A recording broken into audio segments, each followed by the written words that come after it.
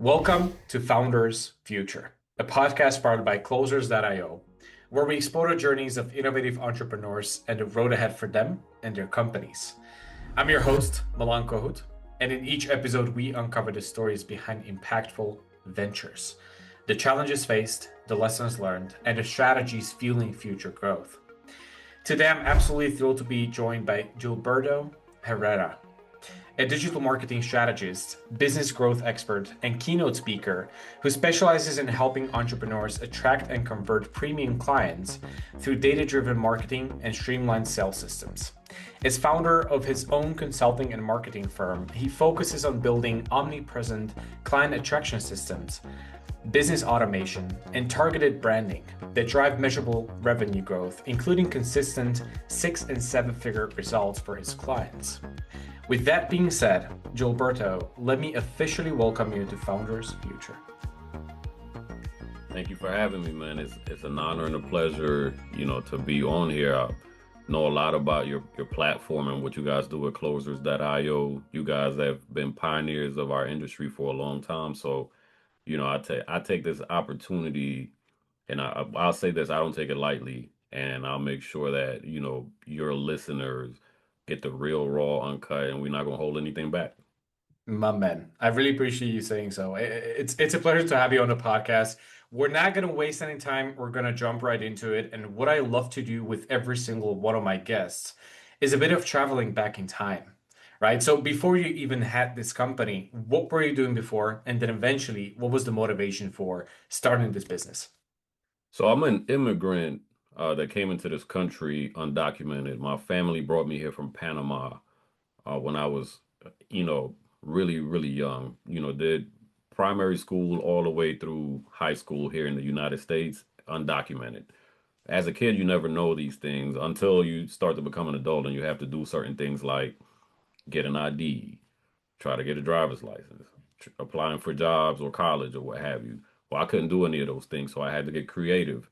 The only thing I could do was sell things. So I had pit bulls at the time, and they ended up having puppies. And then I realized that those puppies, because they were a rare color, and I had papers on the dogs, could go for a lot. I wasn't in it for that. So that sparked, my salesmanship, so to speak. When I was able to become documented, which was in my 20s, um, I went into banking, and they quickly started moving me into sales positions because I was bilingual. And where I live in Alabama at the time, there weren't many bilingual bankers. So they needed people to work with both demographics. And 2008 happened, and I'll sum this up really quickly. But 2008 happened, and this is one of those aha moments that I had. The bank came to me and said, "Hey, you're going to see a lot of people get let go because we got to downsize.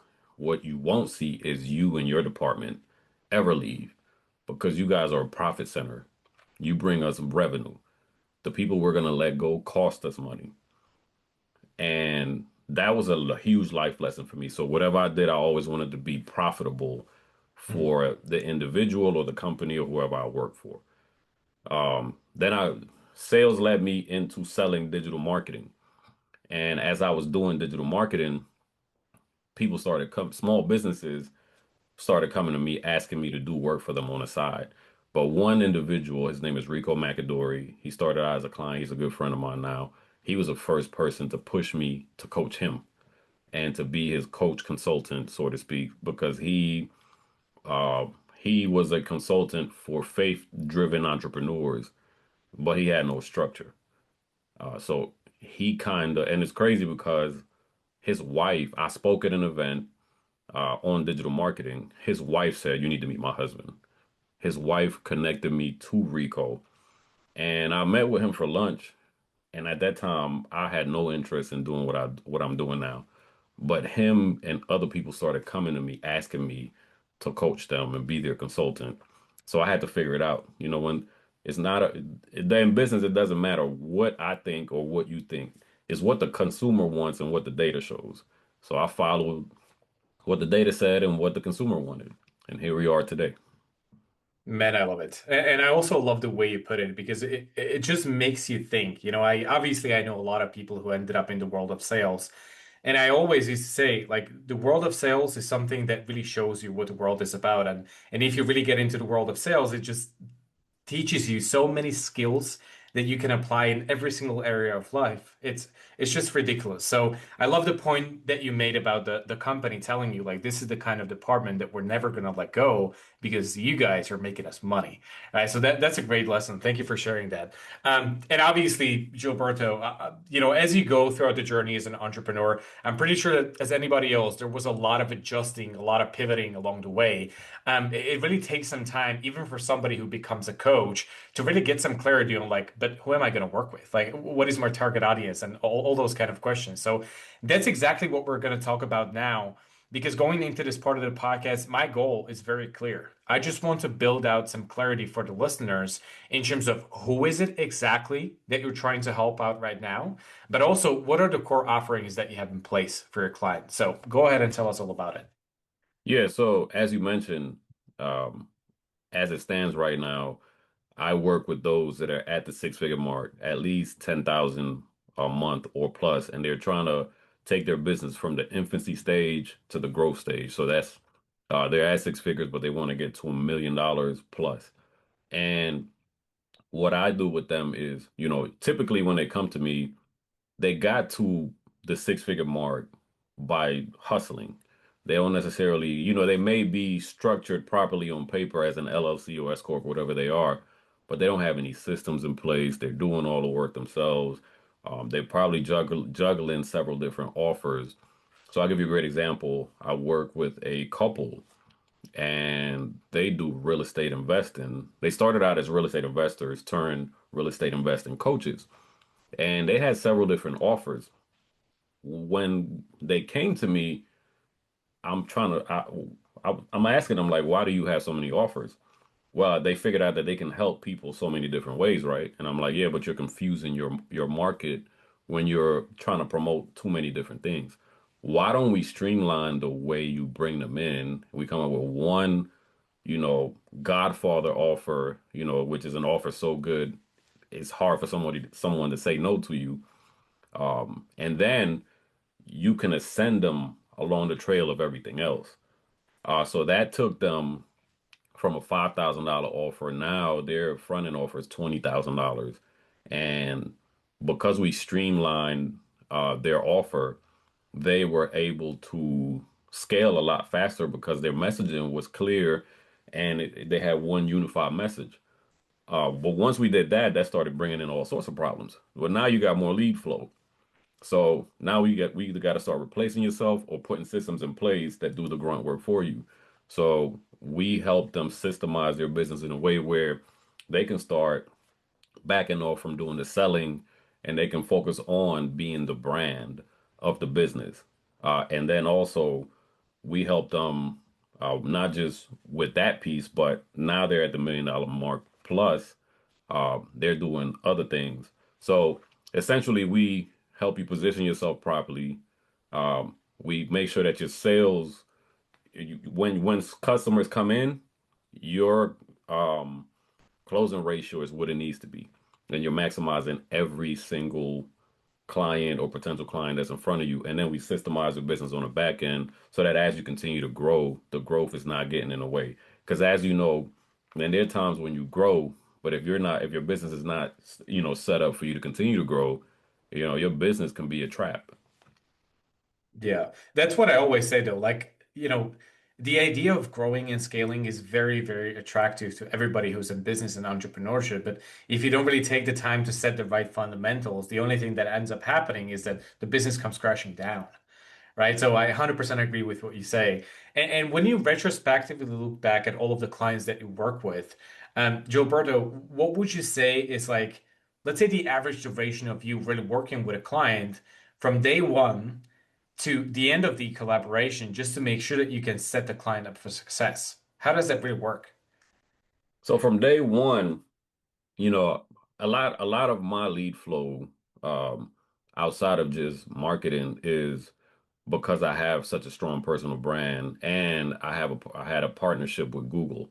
So I was Alabama's global Google coach for 4 or 5 years. So I was visibly, actively doing events consistently, traveling all over the place, and that brought me a huge name. So that's why I'm a big proponent of people, anybody that's in this business, on top of you having a strong business model, you need to build a strong personal brand. You need to be an attractive character. So when they come in, and of course, we qualify everyone. I don't work with just anyone.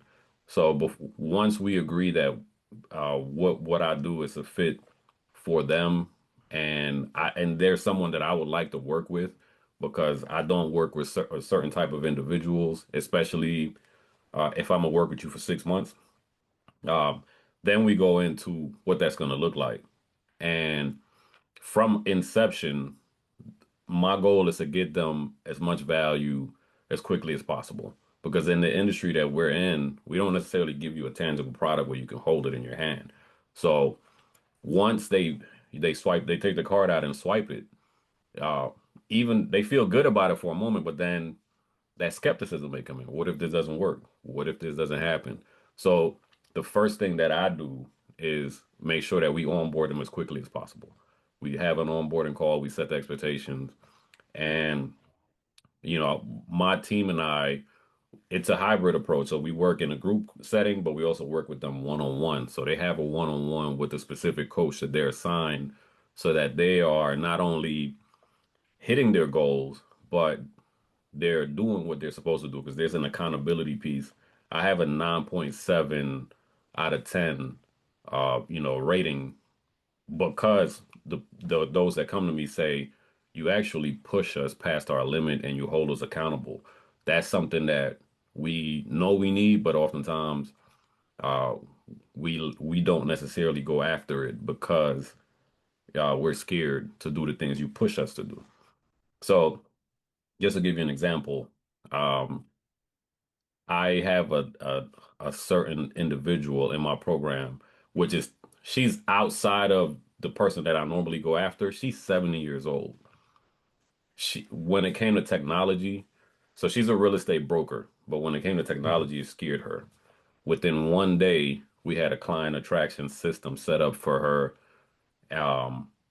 And now she's like, oh my God, what I've been scared to do for 10 plus years, you did it in a day.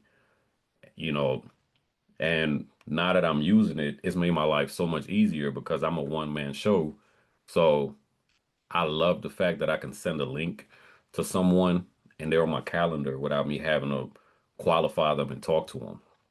Because she's a heck of a salesperson. Once they get in front of her, she has the deal. But it took a lot more work for her to really do what it is that she wanted to do, which is be in front of her customer. So Yeah, while they work with us for 6 months, the first 90 days really is just ensuring that their offer is where it needs to be, systemizing everything. And if they have a budget to run ads, all of that is up. The next 3 months is just looking at the data and ensuring that the ads are doing what they need to do, and we're following what the data says. And then, of course, once we offboard them, we make sure that it was up to their satisfaction. Every month, they have to submit um, a monthly check-in form to prove that they're doing what they're supposed to do, of course. Um, but then if you want to work with me outside of 6 months, then we have other ways that you can continue to work with us. We have a mastermind and a program for those that are at a higher tier, which we don't necessarily publicize, but that's just internal for those that want to continue to grow with us. absolutely. Man, what an impactful piece of work here. Having somebody like this client, 70 years old, been avoiding stuff like this for the past 10, 15 years, and it can be done pretty much in a blink of an eye. Well, at least if you look at it from the perspective of so many years, right? So, beautiful. Now, let's also talk about what's going on the back end side of the business for you specifically, because obviously there is a lot of marketing talk, operations talk that you talk about to your clients every single day. But this is also like a different set of questions that you need to be asking yourself on a daily basis as well. So I'm curious, when you look at the what is really happening on the front of marketing for yourself, and maybe specifically in terms of generating those contacts and leads to make all of this happen and have the ability to constantly onboard new clients and keep impacting those businesses. Yeah, so you know, again, everything is data driven. So a lot of my clients come from LinkedIn. We do a lot of LinkedIn outreach there. I, you know, Meta just released the Andromeda update, so that kind of changed the way things are done. So with that now, we're gonna ramp up within the next week or so. You'll start to see probably about not probably you're gonna see about 20 assets of mine on all Meta platforms. Um, and also, I had a strong relationship with Google, so a lot of my clients out now on top of, the Meta stuff and the TikTok and everything else that you see, I teach my clients how to profitably run Google ads because a lot of the times that's a component that kind of gets forgotten about. Mhm. Uh, so all of those things you'll start to see from me. But mainly my bread and butter is my LinkedIn advertising, which is essentially how humans interact, just like how you and I connected. Um, we start a conversation, we take the conversation off the social media platform, have a phone call to get to know each other. And if it makes sense, then we speak about what the next steps look like moving forward. And as it's really, really simple in a sense. We try to complicate things, but if you are watching this show and you're not at $1 million a year, then your goal is to do one thing: create an offer that you can continuously sell over and over in the simplest manner and go where your customers are and get them to come your way with your a message that disrupts the platform and gets them to raise their hand and say, this person understands me. Let me learn more. Yeah.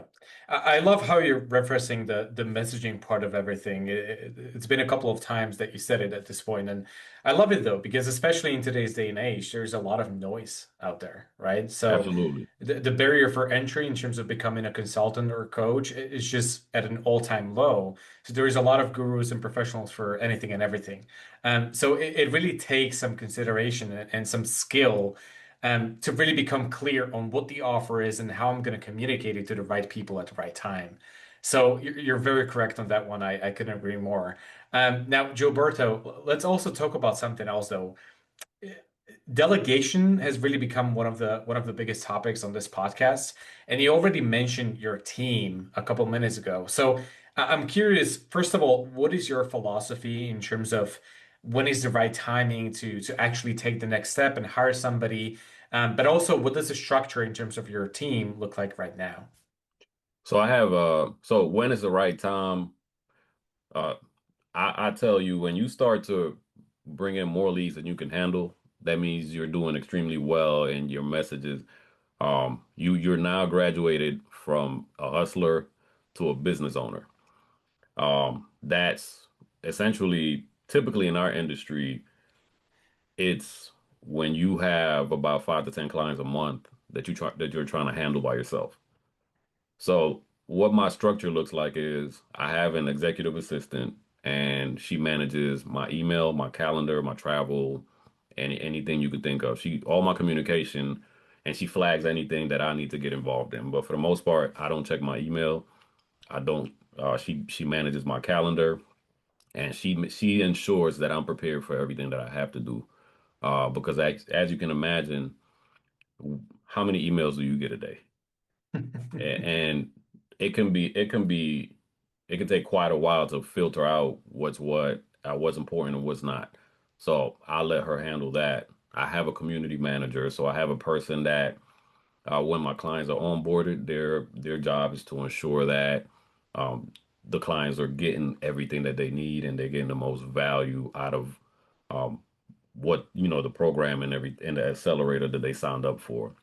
And then I have one person that's a salesperson, And then we 1099 a couple coaches, and we're about to onboard one full time.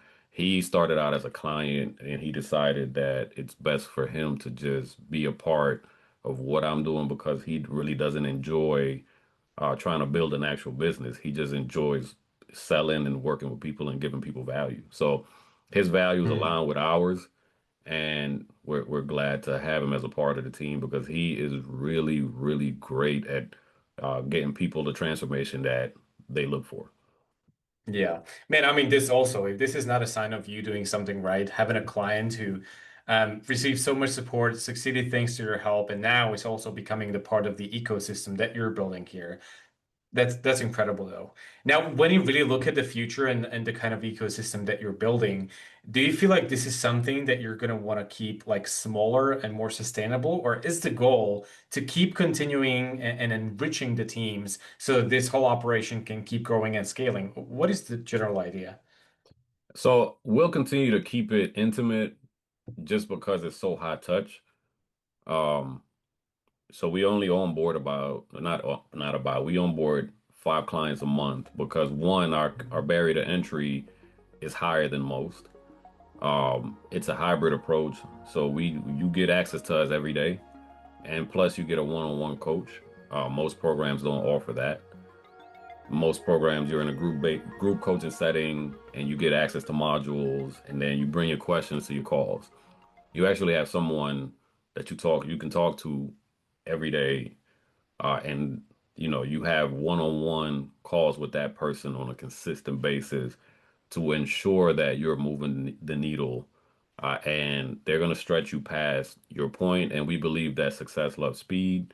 We only get a limited amount of time to get you those results. And the only thing that we care about is the transformation that you said you want, that we want to help you get there. One of the things that I see in our industry is you mentioned earlier that there's so many gurus. There's a lot of people that I talk to, and they're only in this business for selfish reasons. It makes them look good um, when they're in front of a camera or in front of a crowd. I never got into this to be the biggest influencer. I got into it because people were asking me for my help based on the things that I did. When I started my career in advertising and digital marketing, I was only working with large organizations. And because of the work that I was doing, I was getting noticed by small businesses. And I noticed that a lot of the small businesses weren't set up properly. Um, so just to give you a story, and then we can kind of go back to the conversation. So I got a chance to work with an individual who started a mattress company. Um, and he had all the money in the world. He had the he went to China, sourced out the best mattresses, right? But before I can do any advertising, he didn't have he didn't know how he was going to name the business, no brand or any of those things. So I had to partner with a brand, a firm that specialized in branding before I could even do my job. So what that did for me is it made me go down a rabbit hole to learn all about branding. So I include that in what I do with my clients as well. So if you notice everything that I have on, it's mine. This is my personal brand, and this is the brand for that that I put out into the masses because profitable being a profitable professional is not a company, it's an identity. Everyone wants to be profitable, and profitable doesn't necessarily mean that you are loaded with a lot of money. If you look up the word profitable, it also means that you're of value to something or someone. So, and that's what I believe in. Um, so I can't tell you that I'm gonna make it this big, large organization because I got my hands tied in other things as well that bring in revenue. My goal is to continue to meet great people like yourself, and build an ecosystem of people that are along the same values, that are not selfish, but want to build businesses that are not trapping them inside of it. I love it. Gilberto, I'm going to ask you one question because you strike me as somebody who's like pretty much an open book. So, and what Absolutely. I love to do in these conversations is, not only talk about the great stuff and the exciting stuff, but also keeping it real and talking about the challenges, right? And I'm pretty sure you, as anybody else, if we're keeping it real, th there must be something that you're thinking of in terms of future challenges. So, I want to ask you straight up, when you look at the kind of ecosystem that you're building with the company right now, and the goals that you have set for yourself in the future out of everything, what would you expect to really become the biggest challenge or a hurdle to overcome in terms of making that growth happen? Because there's so much noise in our space, really and truly, just the cost of advertising is just so much higher because you have to really be in front of your consumer frequently, consistently, uh, and pretty much all the time for them to even know, like, and trust you. So, and then you now have AI that's in the picture. So anyone can go ask ChatGPT or Gemini or any of those LLM tools how to build companies similar to mine and go out into the marketplace and, feel like they're on the same playing field as me as long as they got, a dollar or two to compete. Then, my biggest concern is what it's always been. The customer that I should be working with, that I know deep down inside, I'm the person um, that's supposed to be a guide on their journey, finding someone else before me, and then, working with that person, not getting the results that they want, and then judging our industry and, based on that experience with that person. Yeah. You know what? The funny thing is, though, even though there is so much noise, obviously there is some people who are in the industry successful with getting in front of those people, closing those deals. But you know what? If the expertise is not there and the clients are not getting any results, that person is not going to stick it out. As Absolutely. opposed to somebody like you who actually went through all of this and there is a mountain of results that is backing you. I think you're in it for the long run. So that is my 2 cents on the topic and the whole world of gurus and professionals right now. I love that, man. Listen, before I let you go, let me ask you one last question. This is actually one of my favorite ever. Considering you've been in business for quite some time now, if you could travel back in time and maybe speak to yourself at the very beginning of your entrepreneurial journey, what would be the best piece of advice that you would give yourself? Start quicker. Go and, success loves speed. And because I came from sales and I was in the advertising world where I was sheltered by someone else's company for a while, I tried to be perfect and I tried to mimic what they were doing. I would say, you know, if you're watching this and you're at that stage where you are straddling the fence without going all in, and you're still holding on to something else that you know is not serving you, man, go all in, massive imperfect action, because the people that you feel are judging you, they're not even your customer anyway.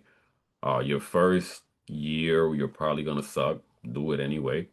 But what you're gonna get is a lot of feedback and a lot of data on how you can become better.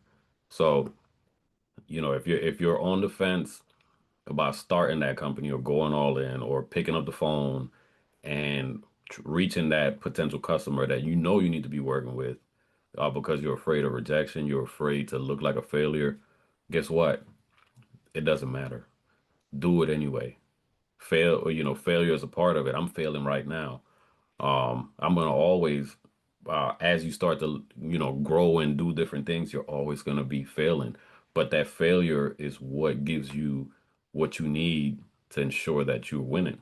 Michael Jordan talks about this. He missed thousands of shots. Nobody remembers that. They remember the six rings. Kobe Bryant said the same thing. You know, um, Athletes like Usain Bolt, they train for years just to run a couple seconds. So just Very true.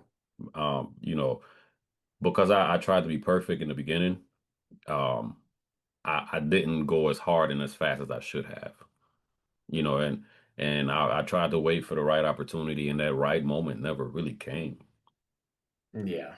Yeah. You're much better off just taking action and sticking to it and being consistent, though. To be honest, there is no such thing as perfection. So even if you planned it out for the next 5 years, then once you get to that point, your standards are already somewhere else. So in consideration to that, it's again not going to be perfect. So I absolutely love that, man. I love to finish on a bit of wisdom.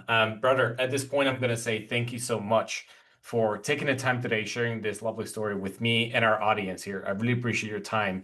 And if anybody from the listeners would like to get in touch with you, connect with you, perhaps one day even work with you, what is the best way to go about it? You can find me on all social medias under my name, Gilberto Herrera, Gilbertoherrera. Or if you want to learn how to work with me, you can go to profitableprotraining.com. And I have a free training that walks you through my entire process. And if you feel like that's something that you want to explore later, on the back end of that training, there's a form that you fill out that gives you access to a calendar. Uh, and we can go from there. If we get on a phone call, my job is not to try to sell you. My job is to ensure that we, one, find money that's trapped in your business, and two, give you a realistic plan that you can walk away with and implement in your business, whether we work together or not. People don't pay me for, information. They pay me to implement whatever it is that I tell them. So I'll never hold back any piece of information from anyone. Plus, it's all on YouTube anyway. I love it. Beautiful. Listen, man, thank you again. It was a pleasure to have you on. Man, the pleasure's all mine. Thank you for having me. And again, if you guys are not subscribed to the podcast, if you came from my channel, subscribe to this podcast. Follow everything that Closers IO has been doing. I'm telling you, they've been one of the pioneers in this industry. They're 100% legit, and I've watched them continuously grow over the years. So if you come from them and you subscribe to this podcast, send me a DM on Instagram showing me that you subscribe to this podcast, and I will give you access to one of my courses at no cost. My man, I really appreciate you, brother. Beautiful conversation. Love it. Now to our listeners, if today's conversation inspired you as well, make sure to subscribe to Founders Future on your favorite platform, just like Gilberto just said. And if you're a business owner, more specifically a consultant or a coach, or you have an agency and you're trying to scale the business and really enhance both your sales and marketing efforts, also visit closers.io, get in touch with our team, and discover how exactly we scaled our company from 0 to over 30 million per year in less than 3 years. Until then, keep on crushing it, and I'll see you on the next one.